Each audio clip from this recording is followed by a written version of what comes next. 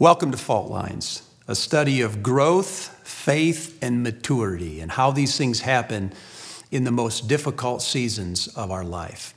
Some years ago, I sat down to create a timeline of my own life to talk about or look at the times when I seemed to grow the most, times when I became more generous or more compassionate or more sensitive or stronger in my resistance to sin.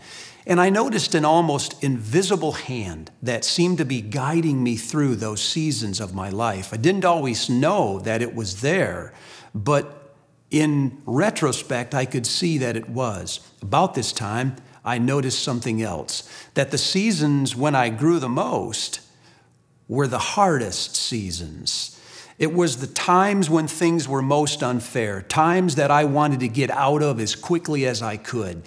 Even though I would have told you as a young man that I wanted to grow spiritually, I looked back and saw that I would have voted against every one of those times, not because I didn't want to grow, but because I am naturally adverse to pain.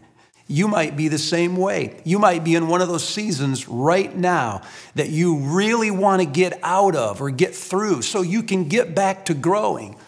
Maybe these are the seasons when you are supposed to grow. Maybe these are the ones that are hard and unfair and the most unwelcome, but these are the times when God is doing something unique in your life.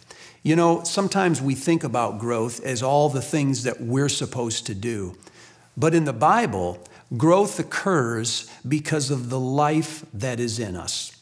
I know that seems obvious because when we think about growing in the physical world, we talk about genetics and we say, I'm as tall as I'm supposed to be because it's in my genetics.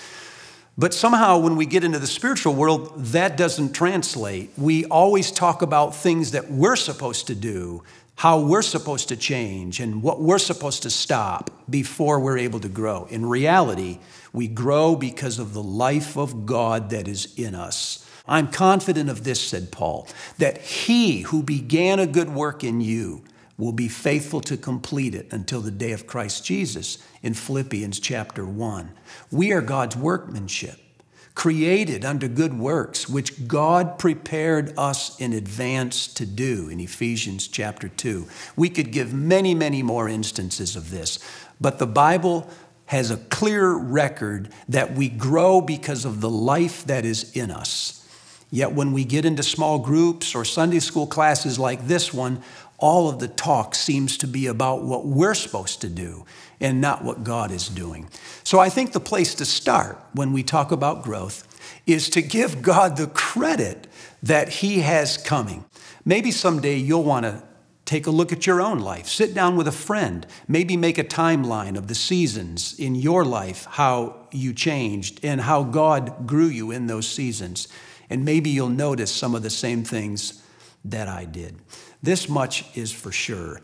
If the Spirit of God is in you, then you are wired to grow. You may not be growing as much as you like, or you may not even think you're growing at all. But if you have the life of God in you, you are.